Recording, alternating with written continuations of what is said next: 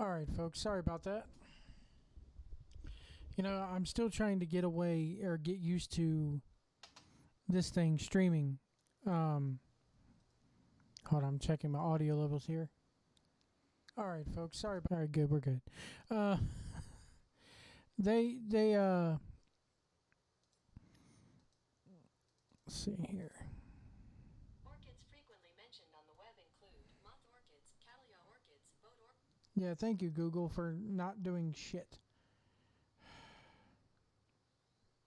You don't have to if you don't want to. What? Not do shit? Okay, Google. Anyway, now that the damn Google is done fucking with me for the night too, we could get on to talk about some wrestling here. Um, we're back. We're live from Pillar to Post. Let's start off by talking a little bit of AEW, because I got to tell you, folks. Let's see here. The ratings for the Wednesday Night Wars are in, and they dropped again. Now, granted, they were going head to head with a pretty damn good Game 7 of the World Series. A World Series that I found interesting in that no team won a home game. All games were won on the road.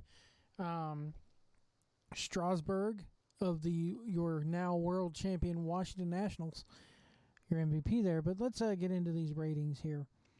Ratings that have slowly declined, and you know, Dave Scher of PW Insider put it best when he said that we still not have, you know,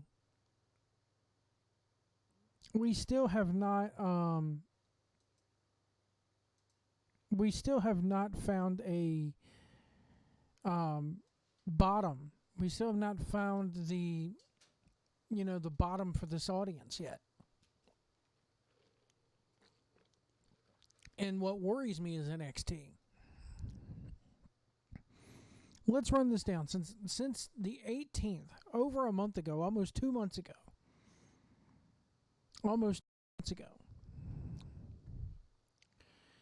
they were doing around 1.1 million viewers, almost 1.2. They had 1,179,000.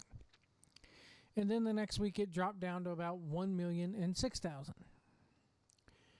The next week, 891,000. Then 790,000. 712,000. Last week, 698,000. This week, NXT did 580,000. Now, for your 18 to 49 rating, people 18 to 49, it has fallen from a 0.43 back in September to a 0.18.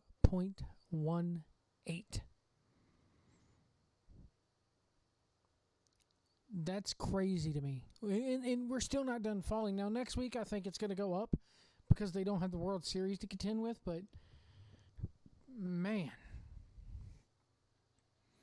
it's not going to be above 698,000.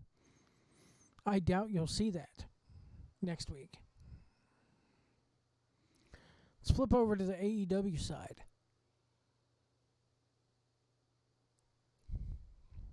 When they debuted on October the 2nd, they did 1,409,000 views. People. The following week, on October the 9th, 1,140,000. And then the next week, 1,014,000. Then 963,000. This week, 759,000. For the 18 to 49 demos, started at a 0.68. Over double of what WWE had. Target audience here, folks. This is their target audience. And it has fallen week by week ever since. 0.46, 0.44, 0.45. Okay, wow, it went up a tenth of a rating point. Or not even a tenth of a rating point. And then 0.33 this week.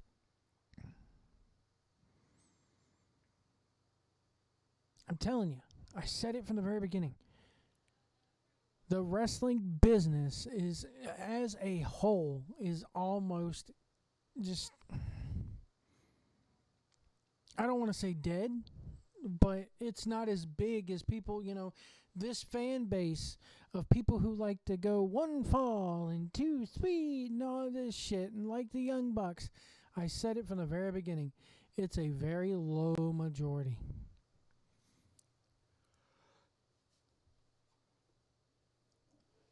And what this AEW thing is telling me, where's the 65,000? Where's the 65, where's the millions upon millions who were waiting in line for tickets for All Out and Double or Nothing and all this? Where are these people at? I'll tell you where they are. They're watching. But that's your target base. That's your flatline base. That's your measuring stick. That is your measuring stick. And when it gets down to where only those 65,000 people are watching, you can all do a Jeff Edwards and say I was right. Even though this week's episode is damn good, this is what, dumbfounded me when Cody Rhodes is going out there saying, we don't need a casual fan base. We're happy to stick with what we got. We're just fine and dandy with what we got.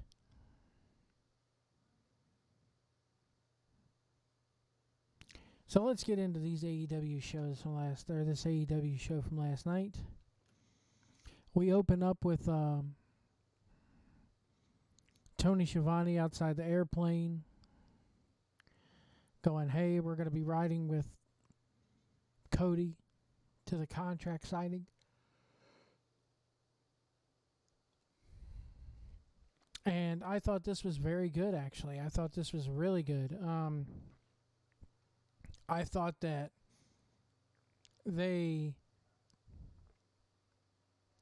I really thought that they were going to, turn this into something more than what it was. Like maybe the limo gets pulled over somewhere and they get jumped or something by the Inner Circle. I would have loved to see that, but it's very hard to orchestrate that type of thing.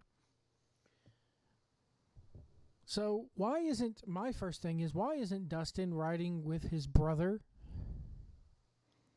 in the limo to the arena?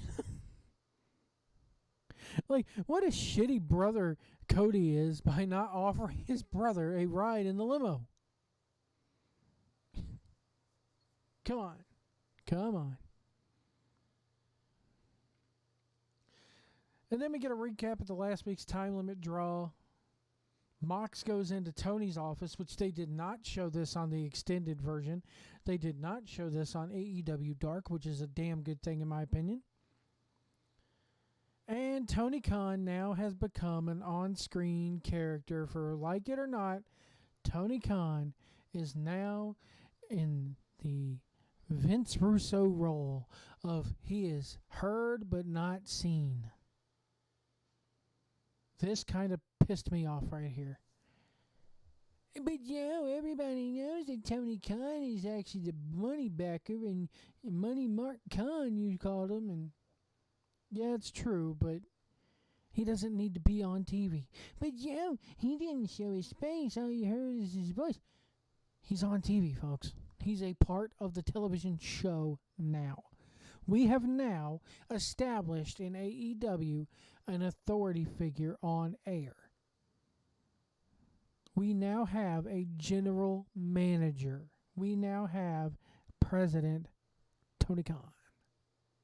He is now, whether you like it or not, an on-screen character. Whether you want to spin it any way you want to, we now have an authority figure. We now have the one thing that we chastised and decimated WWE for.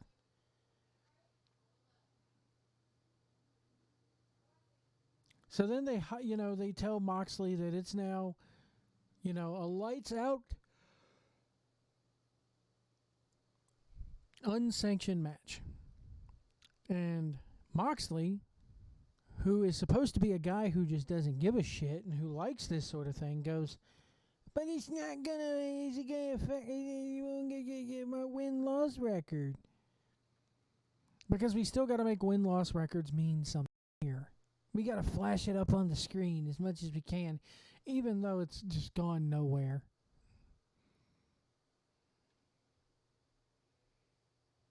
So he says that the Omega's blood and what happens to Omega is now on Tony Khan. It's on his hands. It's on Tony Khan's hands. And Tony Khan, again, is now your authority figure. He is now somebody tell me I'm wrong, because I'm not. His voice, his picture, his face should never, ever have been on this program. They can't sit there and go, you can't sit there and go, oh, this is what the fans want. You can't. So then we have the coming matches, and JR welcomes us. We get Sammy Guevara versus Hangman Page. Sorry guys, it's getting late and I had a crazy day at work today. So if you hear me yawning, that's why tonight's video is going to go by a little bit quicker than normal. Sammy Guevara, Hangman Page, hell of a match. But Page, man, to me, he's just they've done this guy no favors. No favors whatsoever have they done this guy. He's just a guy in a cowboy get up. And then they go, he grew up not too far from West Virginia. Have you guys looked up Ayers Creek on a map? I live closer to West Virginia than fucking Adam Page does. Hangman does not live anywhere close to West by God, Virginia. He lives about at least 6 to 7 hours away from West Virginia. Just, come on. Because he's a cowboy and he grew up in the South, we got to say he's a stone's throw away from the building. The match was very good. Adam Page gets the win. Page cuts a promo. You haven't seen anything yet. Now we're just going to get some good cowboy shit. And the crowd, of course, being the sheep, like I always said they would be, starts chanting for cowboy shit. Because there are no heels in this company. There are no baby faces. Everybody's fucking getting cheered. So, yeah, cowboy shit. I said it before and I said it again. If they wanted to really make this guy, they would have put that strap on him. In my opinion, he shouldn't have been in the fucking match with Jericho, because guess what? It hurt him more than it's helped him, like I said it would. Then we have Shayna, or Shayna. It's Shayna, isn't it? Or I don't know. Versus Hiroku Saida. It was a match. My wife is sitting there watching this, and she's going, the one girl looks like a 40-year-old blonde woman. And the other one, you can tell she can't understand a word this crowd is saying.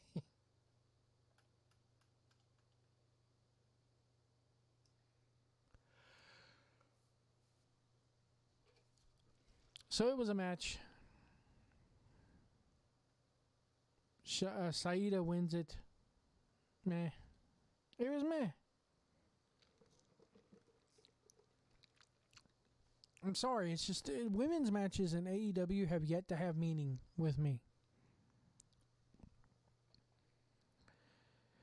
We then, after the match, JR says, what is going on with Brandy Rhodes? And we see Brandy Rhodes attack last week backstage on Jamie Hayter. Then we get a video of her putting on makeup and showing gothic images, and, you know, This right here is perplexing to me. I heard Jeff Edwards, on the Blading for Truth channel. Check it out, Blading for Truth, here on YouTube. At Blading for Truth on Twitter. Check him out. Give him a follow. Give him a like. He's a good guy. Makes damn good content. But he seemed excited about this Brandy Rhodes voodoo thing. And my thing is this has so out of character for her.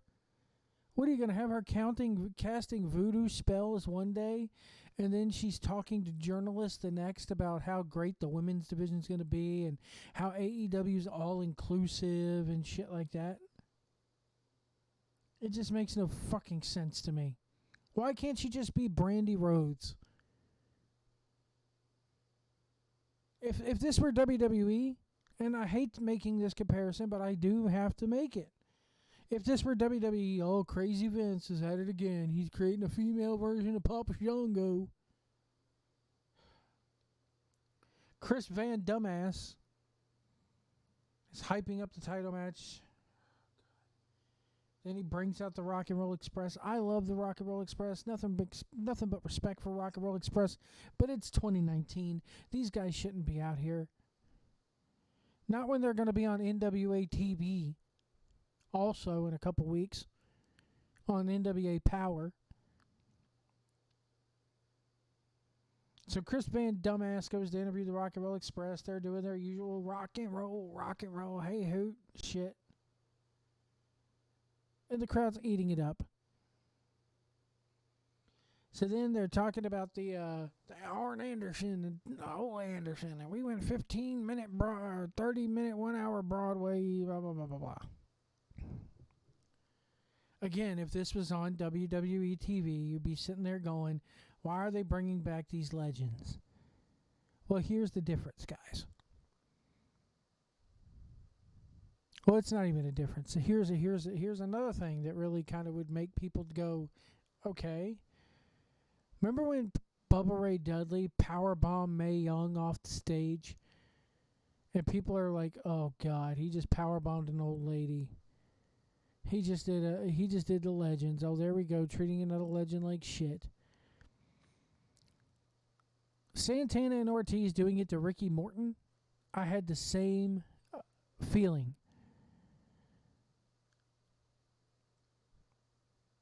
Why is this happening? Why? Why are the Rock and Roll Express even out there? Why? Golly, why? Oh, Joe, they're out there to, stupid Mark Joe White. Don't know nothing about AEW. Down here, Rock and Roll Express with Joe White. Stupid Mark. One of the most decorated tag team champs of all time. Hell, you've already established Money Mark Khan as a damn on-screen character and commissioner, pretty much, who makes all the big decisions. Why not have him come out there and present the belts to the winner? I'll even go you one more reason why it should happen that way. You want to be real? You want to be all freaking like you're all real? Doesn't Dana White come in and present? Now, granted, Dana White's just a figurehead. He's not an owner. But he comes in and presents the belts to the winner in UFC. Hell, Ring of Honor still has Kerry Silkin come in and present the belts to the winners whenever they change hands or whatever. That would have been a better idea than hyping up the Rock and Roll Express doing this shit and then using them as an angle to get over Santana and Ortiz. When later on in the show they would do something that's just as cool and probably would have gotten them the same amount of heat.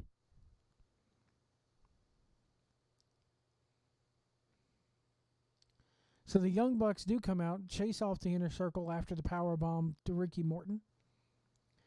They come back and it makes JR sick. Then we're back with Tony and Cody in the limo, and we get a Willie Nelson story, and we're going to make the champ wait. I like this. I'm sorry, Cody Rhodes, the stuff that Cody Rhodes is in is the best thing on these shows, by far. The first half of this show, except for the freaking Cody Rhodes stuff, was totally skippable for me.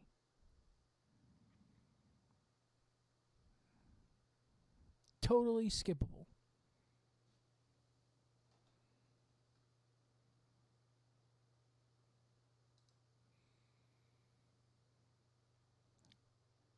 Back in the ring. Next match is ready. John Silver, Alex Reynolds, and the QT Marshall, they're all booed by the crowd. And then Rick and Morty show up. More cartoons in a cartoon what is already a cartoon wrestling world. Introduces the best friends in Orange Cassidy. And then we have this match, and I'm sorry, I'm not going to review it. Why? Because I refuse to support anything that this joke Orange Cassidy is in. Just like everything Joey Ryan does, you'll never hear me talk about it. This dude wrestling with his hands. But Joe, he wrestles good when he doesn't have his hands in his pockets. Then have him wrestle without his hands in his fucking pockets.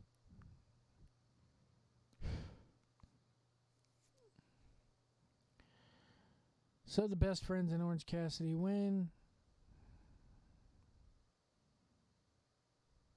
It does nothing for Rick and Morty fans to come over and watch this. They're not coming.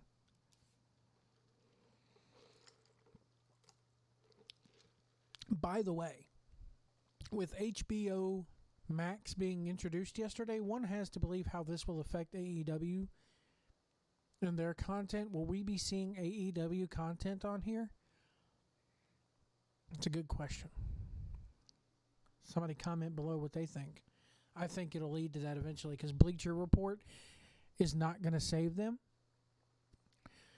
And I think you could go back on demand and watch old episodes of this on Comcast, but Bleacher Report is not going to save them. Bleacher Report has no steam behind it whatsoever. The only thing Bleacher Report is good for is, when the Fight Network won't cover them and you're in another country and want to watch them live. So we come back and we have this contract signing that was absolutely freaking great. Jericho's wearing a jack-o'-lantern sports coat with no shirt on and wrestling tights. Cody comes out dressed to the nines with Tony Schiavone. What is this thing with Tony Schiavone and Cody? Yeah, I get it.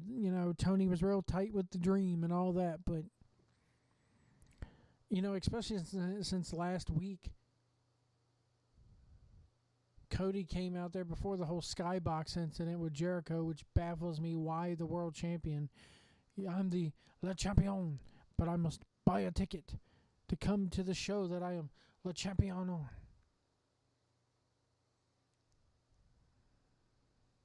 AEW doesn't have a history. Their history only goes back to All In. It does nothing to put a shine on there when you're sitting there going, we're a new league, we're blazing our own trail, and you have these old guys come out.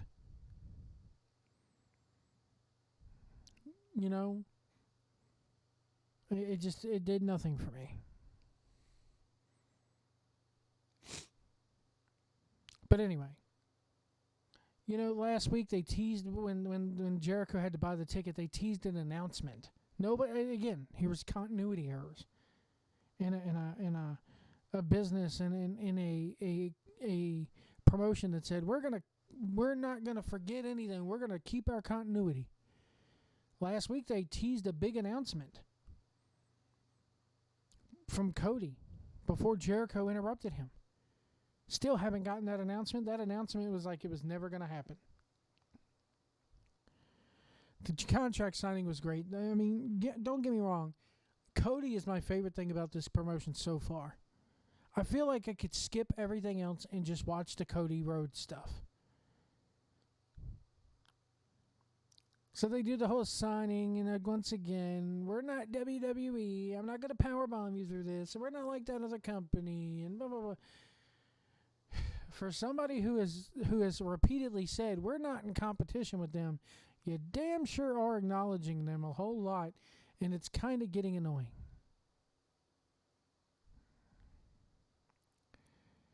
I love the way they signed the contract, pulled each other in for this, and then Jericho cuts to cell phone video, or camera footage of Sammy Guevara, and they're, Sammy Guevara and Jake Hager are beating down Dustin Rhodes, and I'm sitting here going, if you had just shared your limo with the bastard. Hell, I wouldn't mind seeing Dustin Rhodes come out and go, why didn't you offer your limo to me? None of this would have happened if you would have just extended me out and let me use your limo. We get a goddamn Dustin Rhodes heel turn because Cody was wanting to be selfish with the limo. Again, shit that makes no sense. Jericho, who's the champion, and his faction have to buy a ticket. Dustin Rhodes travels to the building in his own car instead of riding in style in a limousine. Come on. Tony Khan is now an authority figure. Come on. We all know he's behind the scenes, paying the paychecks, making all this happen. But up until now, they really haven't acknowledged it on air. And now we have it being acknowledged on air by Jon Moxley. This is WCW from 2019, late 99 to 2000, where they had the powers that be, and it was Russo sitting like Dr. Claw. The only good thing I could say about it is what, like Blading, like Jeff Edwards said on Blading for Truth last night, is that you have them behind closed doors and you just hear the voices. Anyway, back to the contract signing. They do the old, Four Horsemen taking on Dusty Rhodes deal. They slam the arm in the car door, and I believe they broke Dusty's ankle back in the day with the Horsemen. This was good stuff. They played it up like Dustin's head put a dent in the car door, or the quarter panel of the car, and I love this. This is so well done. So well done. And we go to Kip Sabian and the Hybrid 2 and Helico and Jack Evans versus the Young Bucks and Kenny Omega. Mr. Jazz Hands himself. I didn't watch this. I didn't watch it. I'll be honest. I can't watch the Young Bucks. I can't watch anything that they do. I know they're co-owners or vice president, co-owners, whatever you want to call them, the promotion, and they're the reason, part of a big chunk of why this promotion exists. Hell, they are the reason why the promotion exists. So I'll put them over for that. But my God, there's only so much flippity flu that I can take. So I skipped this. And plus Kenny Omega doing the video game thing, and the Young Bucks coming out recycling their Fyter Fest costumes like Ken and Ryu. I like wrestling. I like video games. I like wrestling video games, except WWE 2K20. But I don't want video games in my wrestling. Because clearly Kenny Omega, who they've treated like an absolute goon. Oh, Kenny Omega's coming in. He's going to be the best, the brightest. They learned real quick that half of the audience who's watching on TV, who's watching this for the first time, they don't think he's shit. I'll go you one better. I had to go to physical therapy yesterday.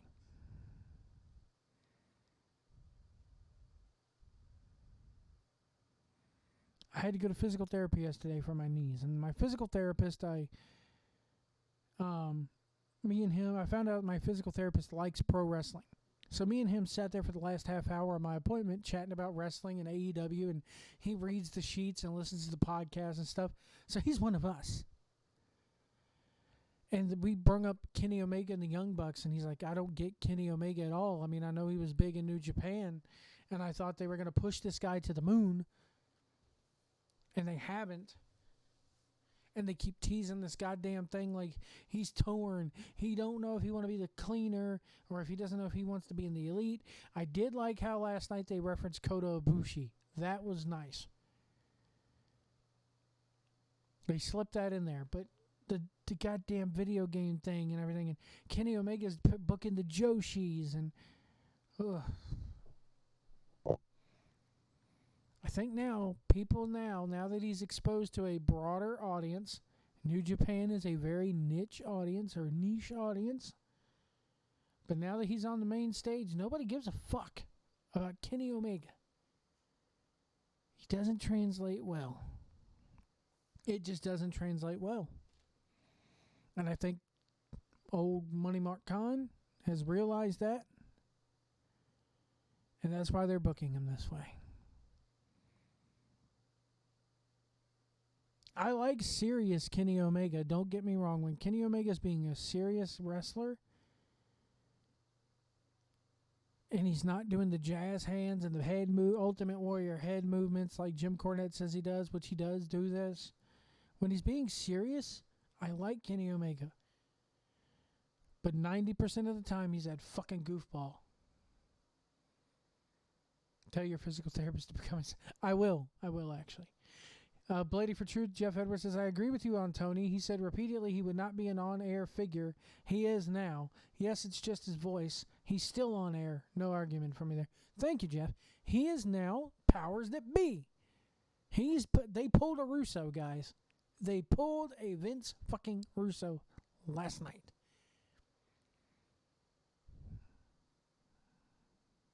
What's going to happen when there's another decision that needs to be made about a feud and everybody's going Tony, and they're chanting for Tony to come out and settle things? And let's get another thing while we're here on the subject. These fucking crowds, man. I almost want to watch the thing muted. You fucking fans. I mean, I know you're my audience, and I appreciate you listening to this, but god damn it, act like you got some fucking sense when you go to a wrestling show. Cheer the baby faces, boo the heels. Not everybody can be cheered. One guy got boozed last night. One guy, and that was Jericho. Everybody else got cheered. Who's the heel and who's the baby face? Not everybody can be fucking tweeners.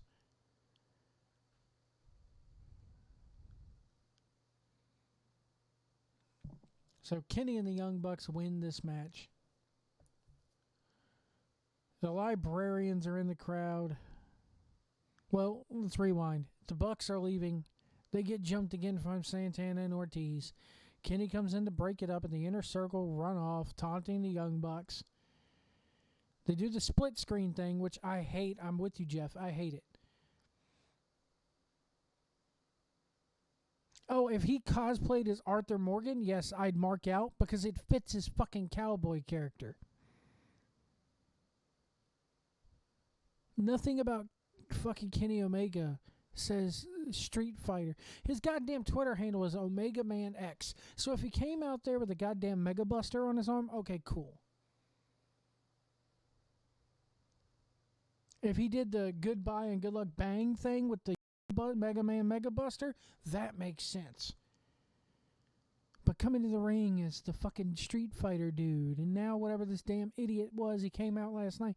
I don't even know these fucking video games. I know Street Fighter, but the thing he came out as last night, I don't know what the fuck that was.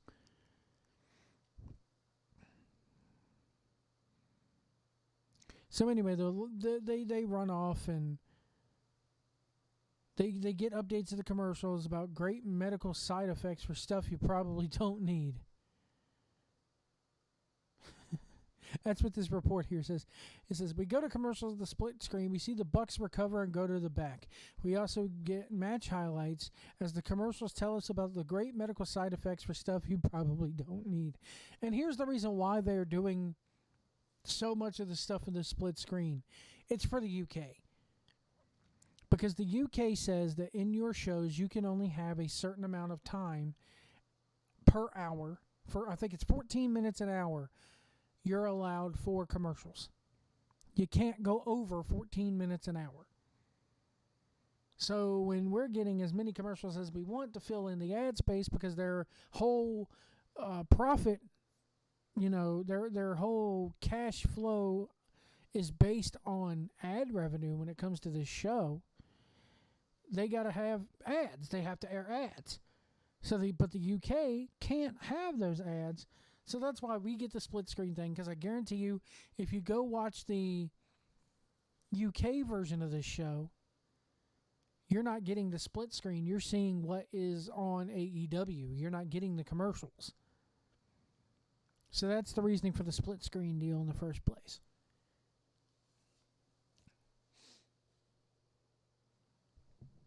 Plus, NASCAR does it a lot. I keep making the comparison to NASCAR in wrestling. I have to, though, because they're so fucking similar when it comes to how they've fallen.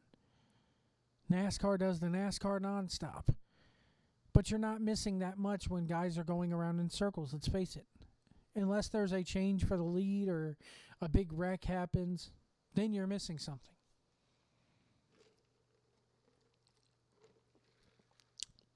And they did this deal, one of the split screens Jeff was saying, I noticed they did the private party meeting up with Ricky and Robert in the back. I guarantee you on the UK version, you know what they said. Or if they do an extended version, like they did last week, you know what they said, because they don't do the split screen stuff. That extended version that they aired on TNT I think it was Saturday, you didn't have any of the split screen stuff.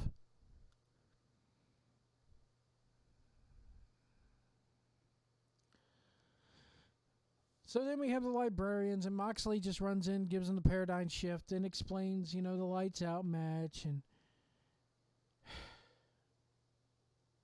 I'm the guy you want to put in the box. I like the promo, don't get me wrong, but it just establishes even further that Tony Khan, he's the guy who signs the checks, so he's the authority figure, and Money Mark Khan is putting Jon Moxley in a box.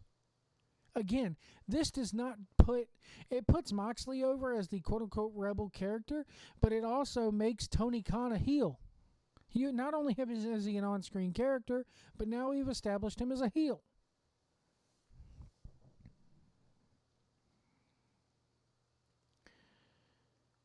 And then we get the tag team, the Lucha Brothers versus SCU. Phenomenal match. The right team won.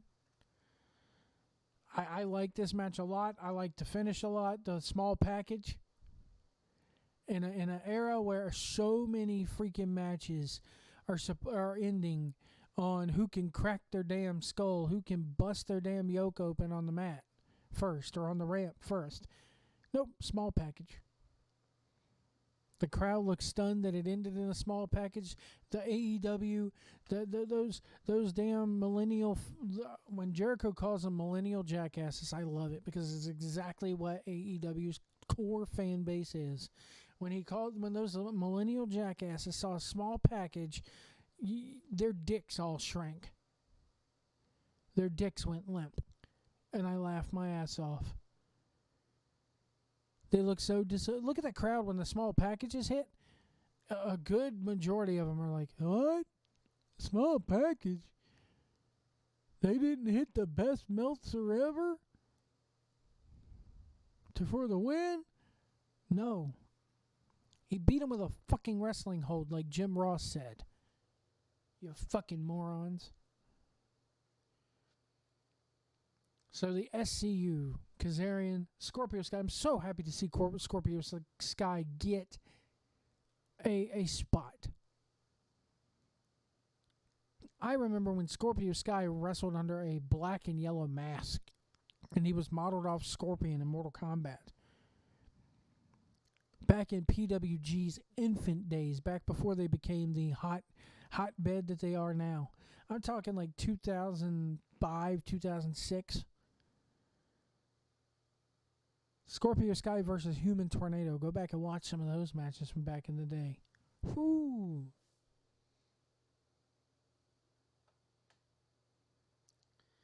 And Frankie Kazarian, he's been a real tough journeyman. All that time spent with TNA.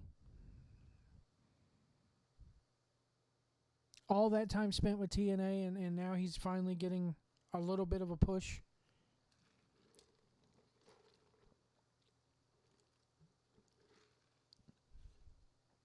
So yeah, AEW had its flaws, big time flaws.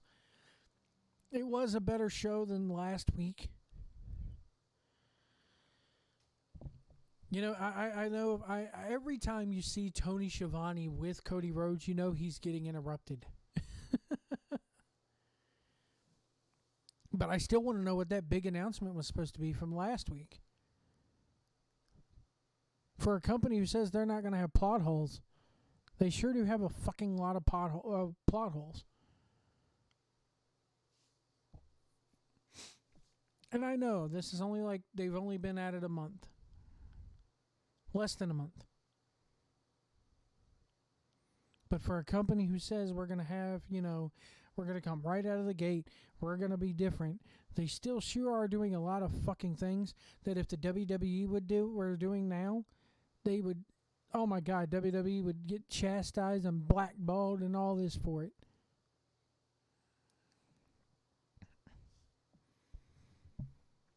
It just amazes me, and I've been saying it all along. The same shit that you people cheer on the indies, if WWE were to do it, fucked a lot of you. Golly. Let's go to NXT. Io Shirai is sung to the ring by Poppy. Don't know who this woman is. I don't care about her. She's no different than any other band that WWE tries to have on. The fans in the arena didn't give a shit. I didn't give a shit. I have no urge to see this woman again.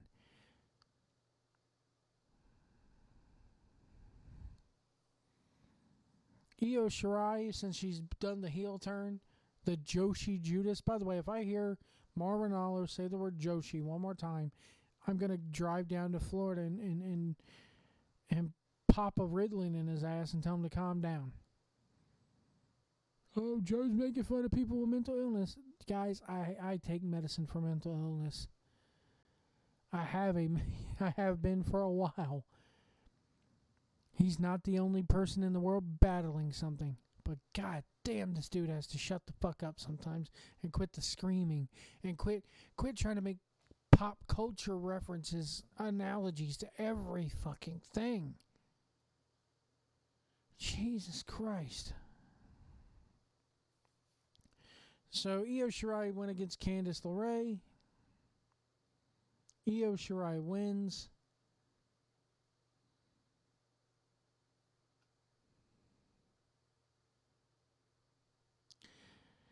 After the match, Io attacks Candice.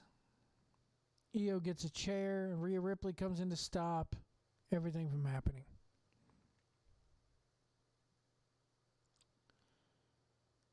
Go to Finn Balor's comments from the useless WWE backstage show. Come back. We have a video package on. We're going to have a look at the Pete Dunne and Damian Priest from a few weeks ago. Reminding you that these guys are still there. I like it. Next week, Pete Dunne, Damian Priest, they're going to meet again. Finn Balor comes to the ring.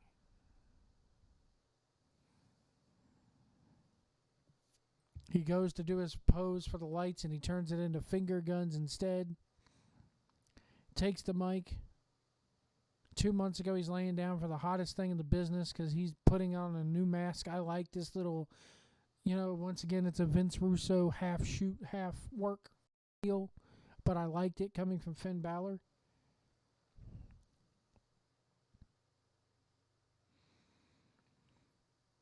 Basically, this is, Finn making the heel turn official. So we're going to get Johnny Gargano versus Finn Balor probably at the next TakeOver. Or maybe they're on opposite sides of War Games. Or since today they've announced that Survivor Series is tri-branded now because we're going to get some NXT. They're probably going to do a 3-way Survivor Series match.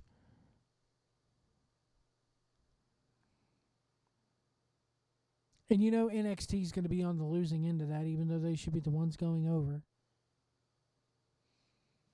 Shane Thorne versus Bronson Reed. Skipped it. Had no interest in this whatsoever. I don't care about Shane Thorne, even though he has some good stuff.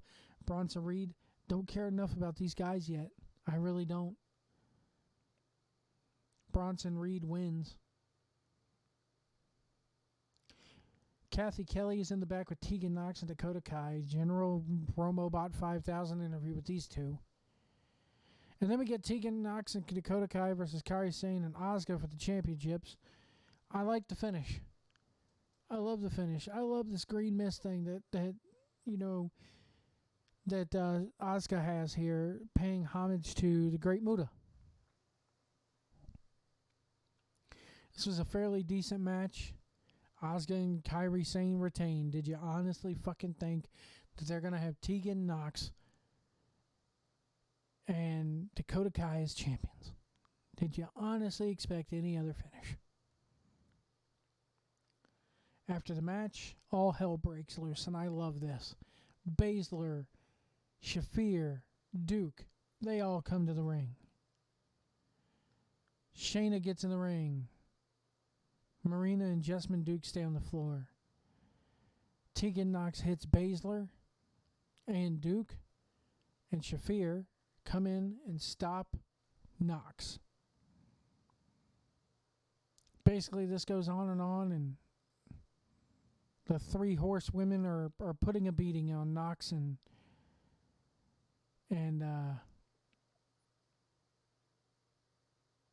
Shayna eventually stands in the ring and tells Rhea Ripley to get in there. Rhea Ripley with a double leg takedown. Bianca Belair comes out to the ring and they go after Rhea Ripley.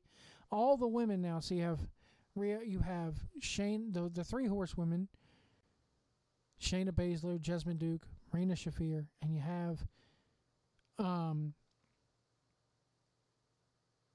Bianca Belair.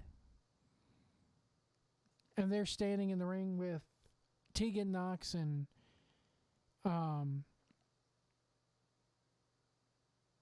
they're standing in the ring with Tegan Nox and the team kick basically, along with Candice LeRae. William Regal gets up on the balcony, which I hate that fucking balcony thing. Why is William Regal watching this from up near the crow's nest? Come out onto the stage. Or get in the ring, better yet. He says he has a simple solution for this, and that's War Games. So we don't know who the other 2 members of the Tegan Nox, Dakota Kai, and Candice LeRae team are. But they're going 5-on-5, it looks like, in War Games. Then we get Tyler Bate and my boy, Trevor Lee, or Cameron Grimes, whose t-shirt looks like it's an advertisement for a country western band. This match was fucking great. This match was it's wonderful. And Cameron Grimes gets the win. After Killian Dane shows his face and distracts Bate, but nonetheless, a much-needed win for Cameron Grimes here. You gotta I'm telling you right now, within 5 years, 1 or 2 things going to happen. Either Cameron Grimes is going to be NXT champion, or he's going to go to the main roster, get ruined, and be back on the indies. There is no middle ground for Cameron Grimes. You either got to make him your champion, or you got to go ahead and let Vince ruin him so he can get back over to the indies. Either way, he should be heavyweight champion, either in NXT, on Raw, on SmackDown. But no, this is WWE, so they're probably going to... But he'll be in 205 Live by this time next year. You watch, he'll be a cruiserweight. But this match was fucking great. After the match, Killian Dane enters the ring, hits a back senton onto Tyler Bate. Tells Tyler Bate that his friend to go tell his friend Pete Dunne that they have unfinished business, which probably means we'll see Killian Dane break up the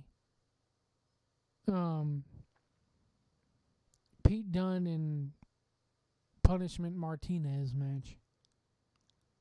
Whatever they're calling him, Robin Hood, whatever. Matt Riddle and Keith Lee are getting ready in the back, and we see Bobby Fish and Kyle O'Reilly getting ready. Why is Keith Lee teaming with Matt Riddle? Shouldn't the whole Dijakovic Keith Lee thing end up with them forming a tag team? It makes perfect sense. It makes perfect sense.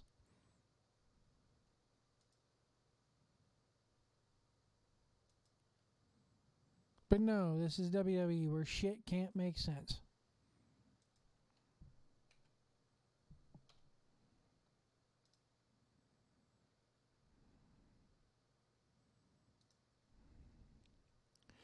So then Keith Lee and Matt Riddle. Oh, God, I can't stand Matt Riddle. Sorry, guys.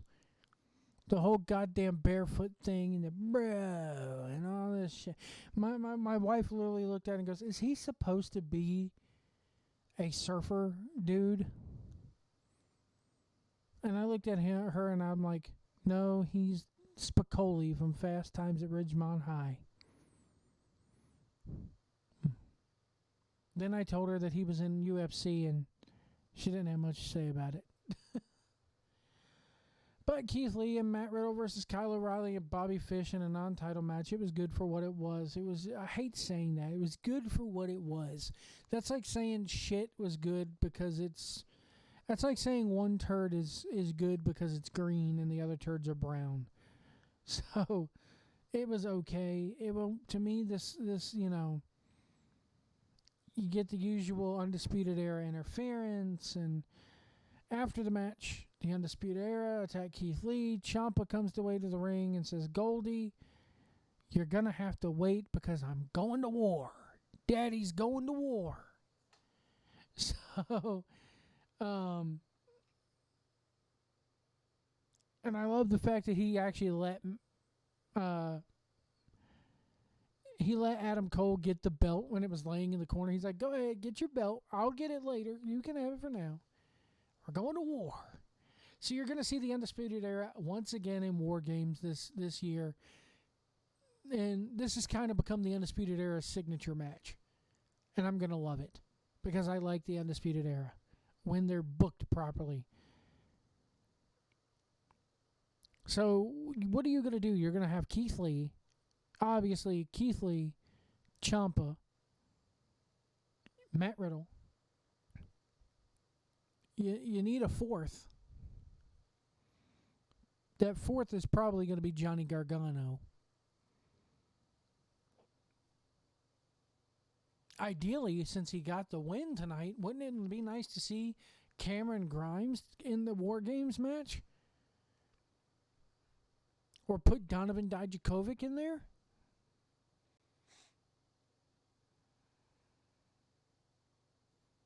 You know, it's like the opposite. Him and Keith Lee, they've been the bitter enemies. Now I want to see them be good friends.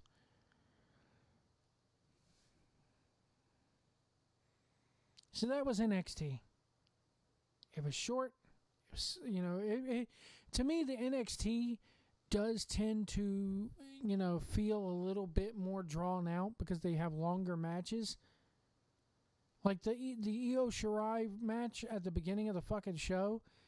I'm sitting here going, oh my God, this is going 3 segments? Oh, Jesus.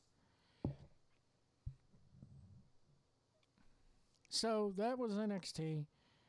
I'll be honest with you. I liked NXT's show better than I liked AEW's, minus the contract signing.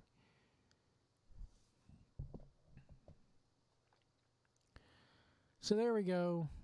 AEW, NXT. AEW wins again in the ratings. I don't think NXT's ever going to catch up. Am I going to get the pay-per-view? Probably not for Full Gear. Because the card looks interesting. I'm looking forward to Mox and Omega because you're going to get serious Kenny Omega. Looking forward to Cody and Jericho. They're going to give the belt to Cody, and yes, there's going to be people out there going, of course, the goddamn guy who came up with the company is going to be the champion. It makes sense, so sit down. I'll defend him on that one. It makes sense. It's not about Cody becoming the champion. It's about who they're going to have step up to take that belt off of Cody, because now they have to build somebody to beat Cody. They have to build a heel, or they have to, have Cody turn heel himself. I don't want it to be Jake Hager. If the first match out of the gate is Hager versus freaking Cody, I don't want to see it. I don't want to ever see it, because Hager's not a big fucking deal to me. I'm sorry. You brought in another second-rate WWE guy to be your muscle, and you're trying to put him over? He's not over. Hager is not over. He never will be over. I'm sorry. He should be in the mid-card forever. Let him go focus on kicking people in the nads at Bellator.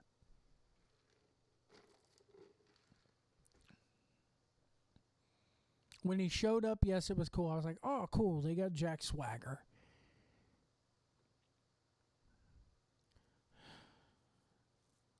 Then we go into Crown Jewel. So fucking boring. I'm not even going to bother going over this match by match. Cain Velasquez, what a good fucking way for him to come in and debut. He taps out to a goddamn Kimura lock, and freaking the match didn't even go 10 minutes. They're trying to cheat this as an MMA fight, and it didn't work. And then where's the controversy of Mysterio clocking Lesnar in the face with the chair? Lesnar pretty much took a headshot today. And then the Tyson Fury, Braun Strowman thing. It's fucking awful. It's so goddamn boring. This Tyson Fury comes to the ring wearing traditional Saudi Arabian clothes with the long white bed sheet and the damn little thing over your... Can you tell I didn't like this pay-per-view, folks? Can you tell I did not like this one bit? Then they did the main event with Bray and Seth. They do the red light thing outdoors, so it looks even more stupid. And then, the finish, the fucking finish. Oh my God. Seth gets, Seth knocks the Fiend down into a pyro pit after 10 damn curb stomps, 5 or 6 of which of those were on the stage. So then they go into the pyro thing. He sends Bray into the quote-unquote pyro thing, like Rockin' Mankind from Royal Rumble 99.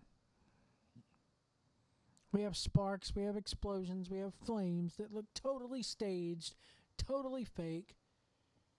Another one goes off and apparently, quote-unquote, blinds Seth, and that allows the Fiend to choke him out. I like the fact that the Fiend is champion, but isn't the Fiend Bray Wyatt a SmackDown superstar? Unless they're going to go, Bray Wyatt's on SmackDown, but the Fiend's on Raw. The whole time they're calling him the Fiend Bray Wyatt, which pretty much means that they're not two separate characters. You've already acknowledged that. So why is it Wise on one on one show, one on the other? Or are they going to flip Lesnar back to Raw?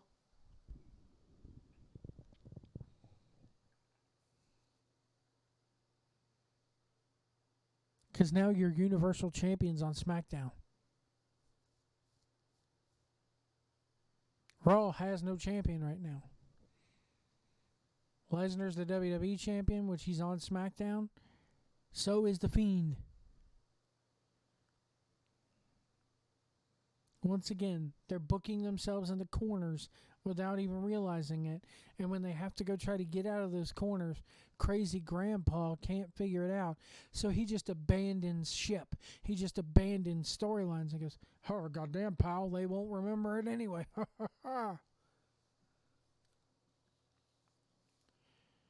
And then Bray Wyatt. We had the Jordan Miles t-shirt controversy happening this week.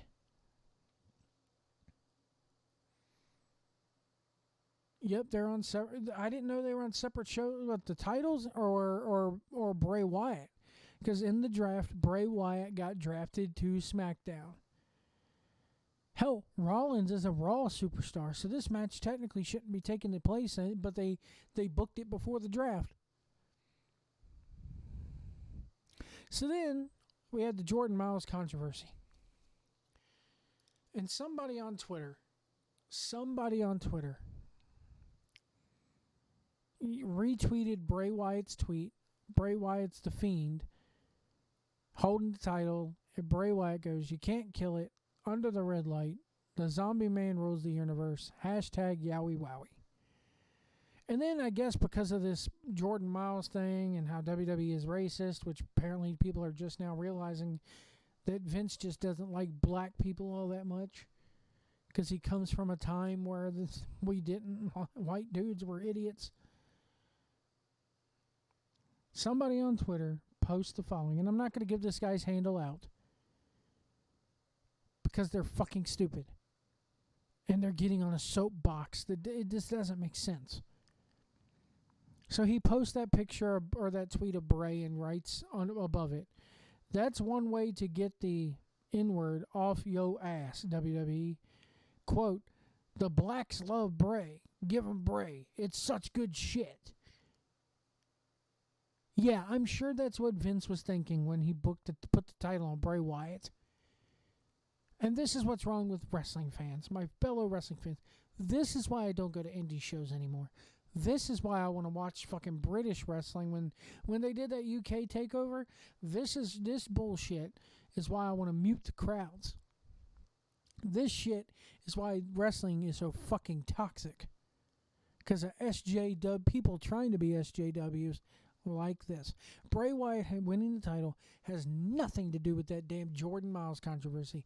It has nothing to do with the fact that, it has nothing to do with racist Vince.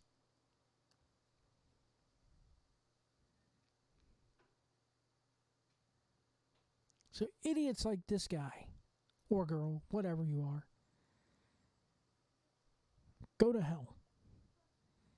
Find another soapbox to stand on, or to piggyback off of, I should say.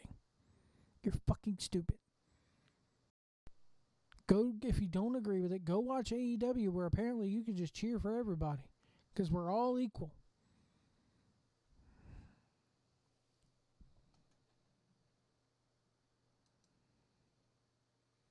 But no, you gotta nitpick. You gotta nitpick.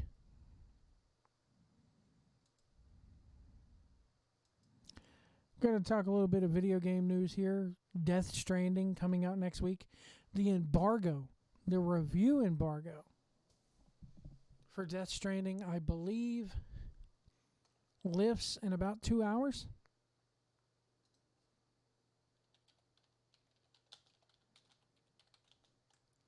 Let's see, review embargo for Death Stranding. November 1st. So I don't think they give a time. According to GameSpot, the review, they do give a time, 12:01 Pacific. So probably when we wake up in the morning here on the East Coast, reviews will already be posted.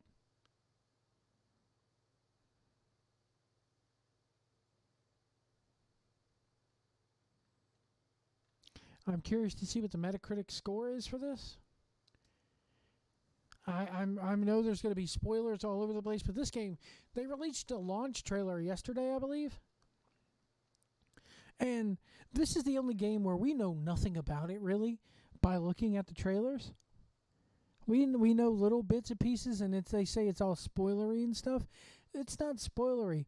The weirder this game, and the more that these trailers make no sense whatsoever, the more that makes me want to play this game. And that is standard trademark Hideo Kojima storytelling and just world building. Look at what he did with Metal Gear, how weird Metal Gear 5 was. And I love Metal Gear 5. So yeah, it lifts in about 7 hours. Or 5 hours.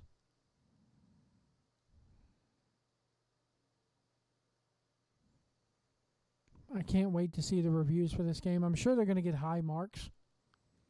I don't expect 9s and 10s. I expect more 8s or 9s, maybe some 7s. But I don't think it's going to tank. If this game was going to tank, we'd already have a gist of it by the way people like Colin Moriarty and other reviewers have already, if it sucked, we would know it just by the tone of how they're discussing it, I think. Because even though you're impartial, or you have to be impartial, and you're not allowed to talk about it, when you do dance around the damn details, you could tell generally whether there's somebody who likes the game or doesn't like the game.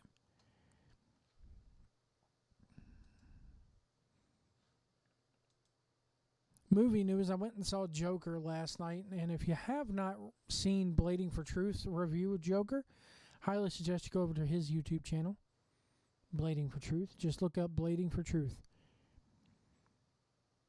He did a lot of movie reviews for Halloween. He did The Crow. He did top 5 modern day horror movies that'll surprise you, which I'm going to go watch that Circle movie. That looks interesting. But he did a review for Joker, and I'll just say about Joker, I want to say this is the first movie that I've ever sat through feeling awkward as hell. Like, should I be watching this? I felt awkward. I was entertained, and it's a damn good movie. If freaking Joaquin Phoenix does not win Best Actor, or at least get nominated for this movie, then Hollywood is fucked up. And if this movie doesn't get nominated for, if not win Best Picture, again, the Academy is fucked up. The only problem I had with the Joker movie, and this is not an anti-smoking rant, even though I don't smoke, but goddamn, did this motherfucker need to have a cigarette in his hand in every scene? It's almost always. I mean, this motherfucker doesn't go 10 minutes in the movie without at least putting out a cigarette, flicking an ash somewhere, or puffing on one, or lighting one up. This movie is a big freaking goddamn advertising gig for Philip Morris.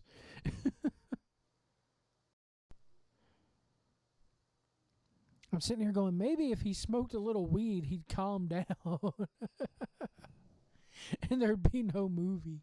He wouldn't need to take, spoilers, he wouldn't need to take 7 medications if they just give him a little bit of the Chiba. But yeah, Joker, I want to see it again, but I'm sitting there in that theater just going, should be until he starts, spoiler warning again, until he starts dyeing his hair green, the movie to me just was like, God, And in regards, people are going, well, it's not a DC movie, it's not a comic book movie. I full on agree. I don't think this is a comic book movie at all. I think if you set this movie in New York and renamed it to Fleck or Arthur, even with the clown maid and makeup and everything, and instead of saying, could you introduce me as Joker, just say, could you introduce me as, the funny man or whatever? Hell, even the Joker, even the makeup and everything. If this movie had been titled anything else and be put in New York City, I think it would be just fine and everybody would still be talking about it. You could definitely see Scorsese thumbprint that was on this movie, even though Scorsese had dropped out from being a producer. His thumbprint's still there. His thumbprint's still in the script. His thumbprint's still on the sound. The soundtrack was so fucking good to this movie.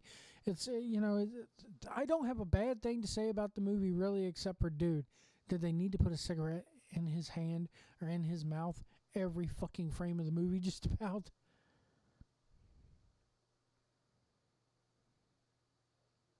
Anyway, folks, I'm getting out of here for the night.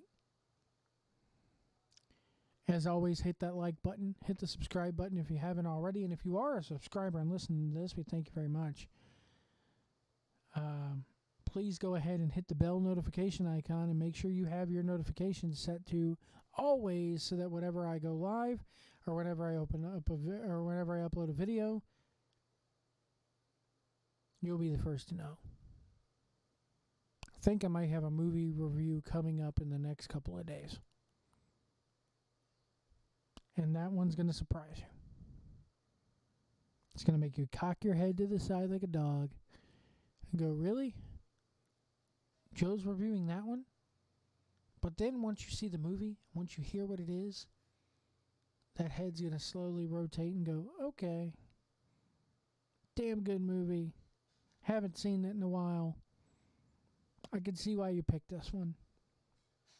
I'll just say it has to do, I'll give you a hint. It's a baseball movie. It's a sports movie. I'm going to keep you guessing on that one. You've just been taken from pillar to post, ladies and gentlemen. Thank you. You guys have a good evening. Happy Halloween. And we'll see you down the road.